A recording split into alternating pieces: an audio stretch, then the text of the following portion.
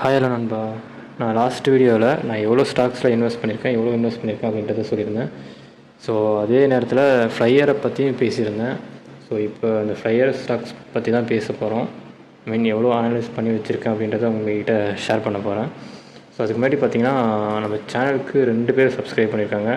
கிட்டத்தட்ட ஒரு 127 வியூஸ் கிடைச்சிருக்கு. ஒரு நண்பர் வேறு கமெண்ட் பண்ணியிருக்காரு. ஸோ என்ன கமெண்ட்டுன்னு பார்த்தீங்கன்னா,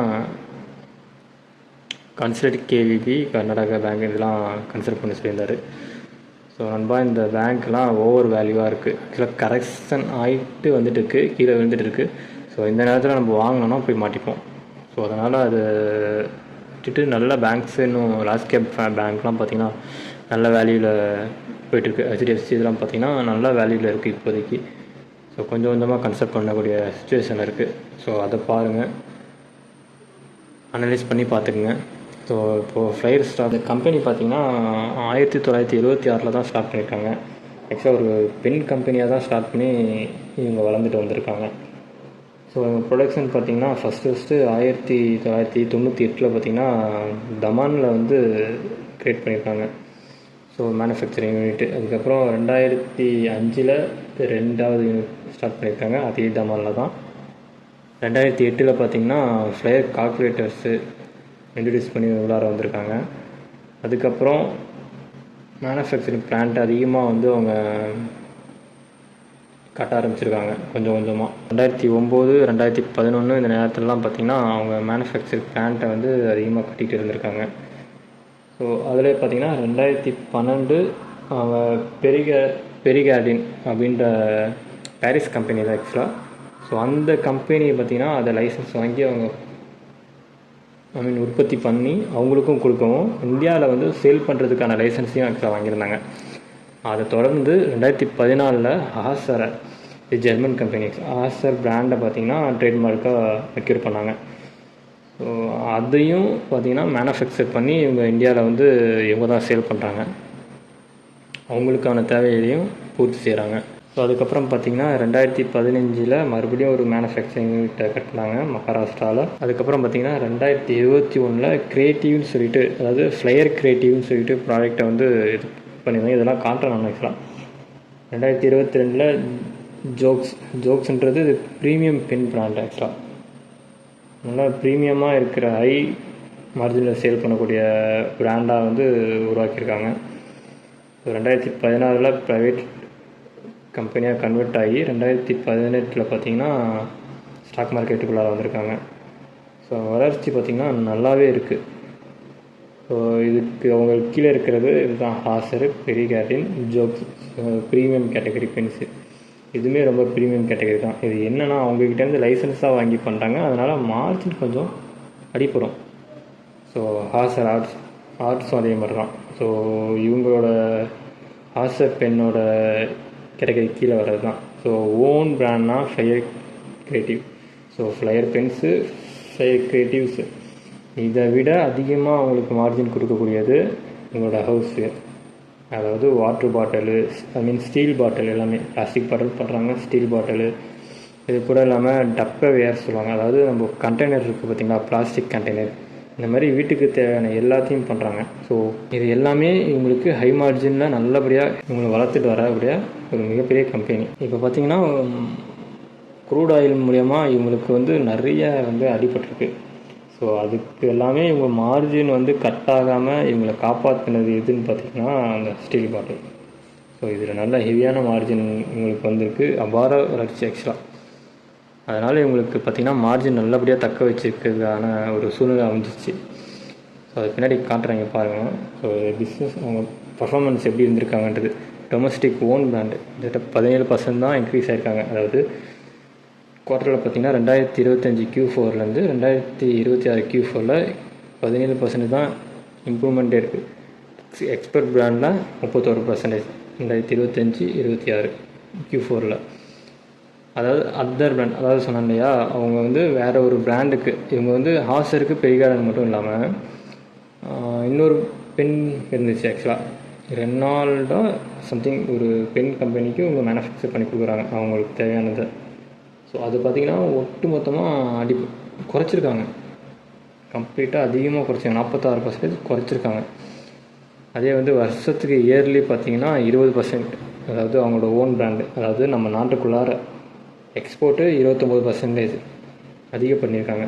அதே வந்து எக்ஸ்போர்ட் பார்த்திங்கன்னா வேறு ஒரு பிராண்டுக்கு பண்ணி கொடுக்குறத 20% கம்மி பண்ணியிருக்காங்க. ஸோ இயர் ஆன் இயரில். ஸோ அப்படியே பார்த்திங்கன்னா 2026 Q4 பர்ஃபார்மன்ஸ் பார்த்திங்கன்னா Q4ல் ஆப்ரேட்டிங் ரெவன்யூ 322 கோடி. டேக்ஸ்க்கு முன்னாடி பார்த்திங்கன்னா 57 கோடியாக வந்து ப்ராஃபிட் எடுத்துருக்காங்க. டேக்ஸுக்கு அப்புறம் 36 கோடியாக வந்திருக்கு. ஸோ இயர்லி பார்த்திங்கன்னா 1250 கோடி, பிஃபோர் டேக்ஸு 224, அதே ஆஃப்டர் டேக்ஸ் 141 கோடி. ஸோ இந்த டேக்ஸ்லாம் போக இவங்க ப்ராஃபிட் தக்க வச்சுக்கிறதுக்கு பார்த்திங்கன்னா அந்த ஸ்டீல் பாட்டில் நிறையாவே அவங்களுக்கு ஹெல்ப் பண்ணியிருக்கு. அதை நான் பின்னாடி காட்டுறேன்.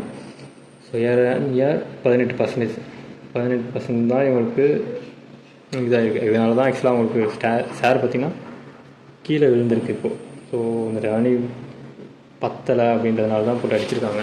இவங்க ஜேர்னி பாருங்கள், சொல்லியிருந்தேன் இல்லையா, இவங்க வந்து கொஞ்சம் கொஞ்சமாக வளர்ந்துட்டு வராங்க அப்படின்றத. டொமஸ்டிக்கில் அதர் பிராண்ட் 10%, இப்போது 2023 வச்சுருக்காங்க.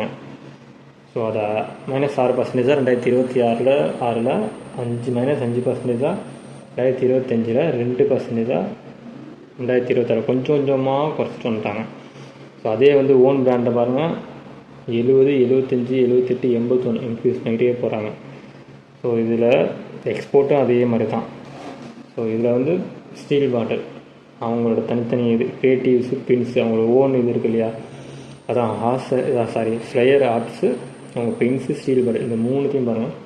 பென்ஸு 89, 87, 86, 83. ஸோ கொஞ்சம் கொஞ்சமாக இந்த பெனில் இருக்கிற டிஃபென்ஸை கொஞ்சம் கொஞ்சமாக கம்மி பண்ணி ஸ்டீல் பாட்டிலையும் கிரியேட்டிவ்லேயும் இது பண்ணுறாங்க. ஸோ இதனால் என்ன ஆகும் அப்படின்னா இவங்களோட டிபென்சி கம்மியாகும், ஒரே ஒரு ப்ராடக்ட்டில் மட்டும் இருக்கிறதுக்கு பதிலாக.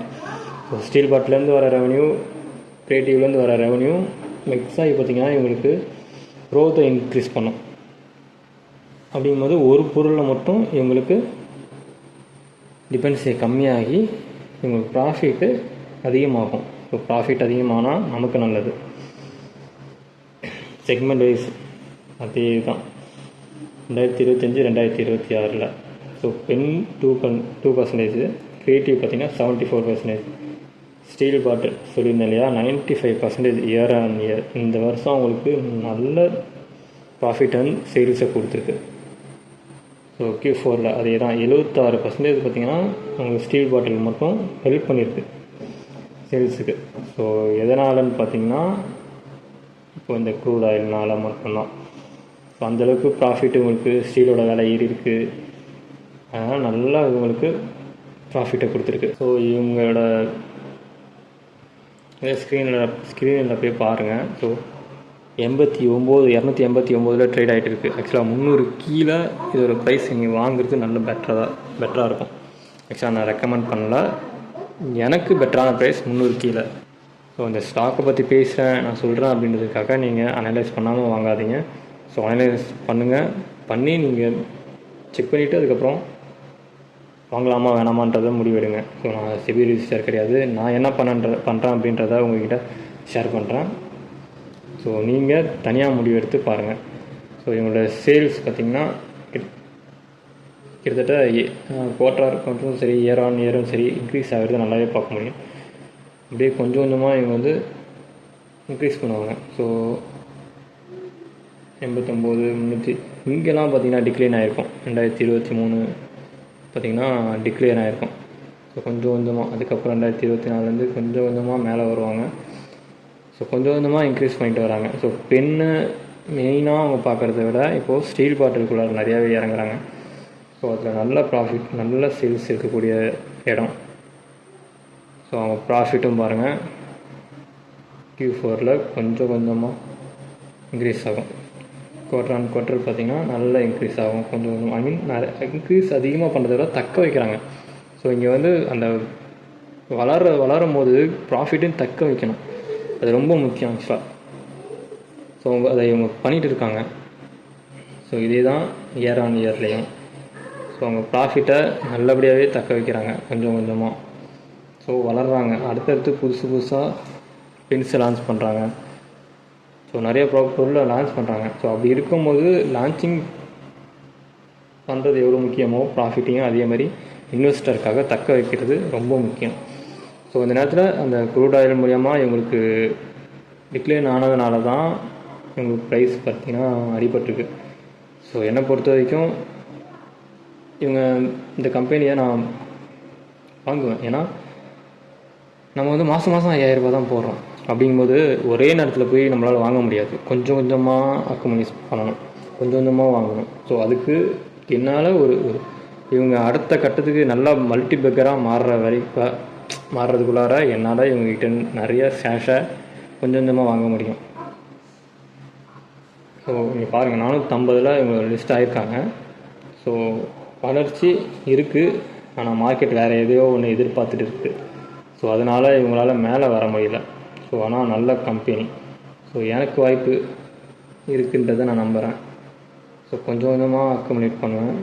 ஒரு நல்ல குவான்டிட்டிஸ் வந்ததுக்கப்புறம் அதோட ஸ்டாப் பண்ணுவேன். அதுக்கப்புறம் அதோட வளர்ச்சி இருந்துச்சுன்னா நமக்கு நல்ல ரிட்டர்ன்ஸ் கிடைக்கும். ஸோ ஒரு 2-3 இயர்ஸ் அதுக்கு மேலேயே நான் வெயிட் பண்ணுவேன்னு சொல்லுவேன். இவங்களோட ப்ரொமோட்டர் ஹோல்ட்ஸ் பாருங்கள், எங்கேயுமே டிக்ளைன் பண்ணியிருக்க மாட்டாங்க. ஸோ அப்படியே தக்க வச்சுருப்பாங்க, சேல்ன்றதே நடந்திருக்காது. ஸோ எஃப்ஐஐ பார்த்திங்கன்னா நல்லாவே இன்க்ரீஸ் பண்ணியிருப்பாங்க. ஸோ ஆரம்பத்தில் ஐபிஓ மூலியமாக போட்டு வந்த பணத்தை விற்று கெடாசிட்டு 2024 டிக்ளைன் ஆனதுக்கப்புறம் அதுக்கப்புறம் கொஞ்சம் கொஞ்சமாக உள்ளார வராங்க. ஸோ நெக்ஸ்ட் இயரில் பார்த்திங்கன்னா நெக்ஸ்ட் குவார்ட்டர் சேலில் இந்த 30% இன்க்ரீஸ் ஆகும் நான் நம்புகிறேன். டிஐ அதே மாதிரி தான் இன்க்ரீஸ் பண்ணியிருக்காங்க. ஸோ இவங்க இவ்வளோ தூரம் டிஐ பார்த்திங்கன்னா நமக்கு தெரிஞ்ச டிஐஏ தான் இருப்பாங்க, டாடா மியூச்சுவல் ஃபண்டு. ஸோ நமக்கு தெரியும். அதே மியூச்சுவல் இஎல்எஸ்எஸ் ஃபண்டு இவங்களும் உள்ளார இருக்காங்க. SBI life insurance, so Bandhan small cap fund, so இவங்களும் உள்ளார என்ட்ரி ஆகிருக்காங்க. ஸோ அப்படிங்கும்போது நல்ல சைன் இருக்கிற கம்பெனிஸ் தான் இது எல்லாமே. ஸோ ஆனால் இதை பற்றி யாரும் மேக்ஸிமம் பேச முடிக்கிறாங்க. ஸோ நம்ம பேசுவோம், நம்ம பார்ப்போம், கண்டிப்பாக நல்ல ரிட்டர்ன்ஸ் கிடைக்கும் நான் நம்புகிறேன். கொஞ்சம் கொஞ்சமாக வாங்குவோம். ஏன்னா முன்னாடி சொன்ன மாதிரி தான், உடனே நம்மளால் அதிகமாக காசு போட்டு வாங்க முடியாது. பட் கொஞ்சம் கொஞ்சமாக வாங்கி நம்ம சேர்த்து வைக்க முடியும். ஸோ நல்லா ரிட்டர்ன் கொடுக்கும் நான் நம்புகிறேன். சேம் டைம் இவங்களோட பேலன்ஸ் ஷீட் பாருங்கன்பா, அசட் பார்த்திங்கன்னா இன்க்ரீஸ் பண்ணிகிட்டே வந்துட்டுருக்காங்க. 2017 354 கோடியாக இருந்துச்சு, அப்புறம் 440, 481. ஸோ இதுதான் வளர்ச்சி நண்பா. ஆக்சுவலாக இவங்க ஷேர் மார்க்கெட்டில் வந்ததுக்கப்புறம் இவங்களோட டெப்த்தெல்லாம் நிறையா கம்மி பண்ணாங்க. ஸோ அந்த பணத்தை வச்சு கடன் அடைச்சிட்டு ஸோ ஆல்மோஸ்ட் இவங்க டெப்ட் ஃப்ரீ கம்பெனியாக மாறிட்டுருக்காங்க. ஸோ சேம் டைம் அசட் பார்த்திங்கன்னா நல்லா இன்க்ரீஸ் பண்ணுறாங்க. ஸோ அக்ரெசிவாக நல்லாவே இன்க்ரீஸ் ஆகிருக்கு. கிட்டத்தட்ட 2, 4, 5 ஒரு 6 வருஷத்தில் பார்த்திங்கன்னா அப்படியே எங்கேயோ போயிடுச்சு. 3-4 மடங்குக்கு மேலே அசட்டை இன்க்ரீஸ் பண்ணிட்டாங்க நல்லா. ஸோ அசட் எந்த அளவுக்கு இன்க்ரீஸ் ஆகுது முக்கியமோ அதேமாதிரி கேஷ் ஃப்ளோ எக்ஸ்ட்ரா முக்கியம். ஸோ கேஷ் ஃப்ளோ பாருங்கள், அவங்க ஒரு புது இடத்துல இன்வெஸ்ட் பண்ணும்போதெல்லாம் இவங்களோட கையில் இருக்கிற பணத்தை வெளில போடுறாங்க. ஸோ அந்த இடத்துல போட்டு வளர்க்குறாங்க, மறுபடியும் பணம் வருதுன்னா உள்ளார போடுறாங்க. ஸோ நல்லா தெரியுதுங்களா, 5 கோடி இருந்ததை 5 கோடி கழிவு பண்ணாங்க, 3 கோடியை அப்புறம் இது பண்ணாங்க. ஸோ ஜீரோலேருந்து கை இருப்புக்கு வந்திருக்கு, கை இருப்புலேருந்து மறுபடியும் உள்ளார வேறு ஒரு இதுக்காக போட்டு மறுபடியும் இது பண்ணுறாங்க. இவங்கள்ட்ட கேஷ் ஃப்ளோ வருது, மறுபடியும் அதை வேறு ஒரு புது யூனிட்க்கோ எதுக்கோ ஒரு இதுக்கு இவங்க செலவு பண்ணுறாங்க. செலவு பண்ணி க்ரோ ஆகிறதுக்காக இவங்க போராடிட்டு இருக்காங்க, க்ரோ ஆகுறாங்க நண்பா. ஸோ இதில் முக்கியமான இன்னொரு விஷயம் பார்த்திங்கன்னா, ஸோ க்ரோ ஆகிறது எப்படி அப்படின்னா, கையில் ப்ராஃபிட் வந்துச்சுன்னா மட்டும்தான் நம்ம டிவிடெண்டாக பே பண்ணுவோம். ஆக்சுவலாக இல்லைனா நம்ம டிவிடெண்டாக பே பண்ண மாட்டோம். ஸோ டிவிடெண்டாக லாஸ்ட்டு 2 குவார்ட்டருக்கு பார்த்திங்கன்னா டிவிடெண்டாக பே பண்ணியிருக்காங்க, அதை நான் வாங்கியிருக்கேன். ஸோ ஒரு ஷேருக்கு 50 காசு அப்படின்றது 50 பைசா டிவிடெண்டாக பே பண்ணியிருக்காங்க. ஸோ சின்னதாக இன்வெஸ்டரையும் கவனிக்கிறாங்க. ஸோ அப்படிங்கும்போது சின்ன கம்பெனி ஆனால் க்ரோ ஆகிறதுக்கு நல்லா முன்னேறணும்னு நினைக்கிறாங்க. ஸோ முடிஞ்ச அளவுக்கு இன்வெஸ்டரையும் பார்க்கணும்னு நினைக்கிறாங்க. ஸோ இதை விட ஒரு நல்ல சைன் இருக்கிற கம்பெனி எனக்கு தெரியல. ஸோ அதனால் சின்ன சின்ன கொஞ்சம் கொஞ்சமாக தான் வாங்குகிறேன், சின்ன ஸ்ட்ரைக் தான் இருக்கிறேன். ஸோ பட் நல்ல ரிட்டர்ன்ஸ் கிடைக்கும் அப்படின்றத நம்புகிறேன். ஸோ உடனே கிடைச்சிடாது இது. ஸோ கொஞ்சம் கொஞ்சமாக மேலே போகணும். ஒரு படிக்கட்டாக மேலே ஏறி போகக்கூடிய கம்பெனி இது ஆக்சுவலாக. ஸோ எடுத்தோன்னா மல்டிபிக்கராக மாறுமானா மாறாது. ஆனால் பட் லாங் டேர்மில் பார்த்திங்கன்னா ஒரு 5 years கிட்ட பார்த்திங்கன்னா நல்ல மல்டிபிக்கராக மாறும். ஆக்சுவலாக நல்ல ப்ராஃபிட் கொடுக்கும் நமக்கு. ஷேர் ப்ரைஸ் மட்டும் இல்லை, இவங்களும் நல்ல ப்ராஃபிட் பண்ணி நமக்கும் நல்ல டிவிடெண்ட்ஸோ நல்ல ப்ராஃபிட்டை நமக்கும் ஜென்ரேட் பண்ணி கொடுப்பாங்க. ஸோ இந்த ஸ்டாக்கை பற்றின உங்களோட கமெண்ட்ஸை கமெண்ட்ஸில் போடுங்க நண்பா. ஸோ இந்த ஸ்டாக்கை பற்றி டீட்டெயில்ஸ் பிடிச்சிருந்துச்சா இல்லையா, இல்லை இன்னும் ஏதாவது டீட்டெயில்ஸ் தேவையா, அந்த ஸ்டாக்கை பற்றி வேறு ஏதாவது நான் ஏதாவது தப்பு பண்ணுறேன்னா இந்த ஸ்டாக் எப்படி அப்படின்றத கமெண்ட்ஸில் போடுங்க நண்பா. ஸோ வேறு ஏதாவது ஸ்டாக்ஸ் இருக்குது அப்படின்னாலும் சொல்லுங்கள். ஸோ நெக்ஸ்ட் வீடியோவில் பார்ப்போம் நண்பா.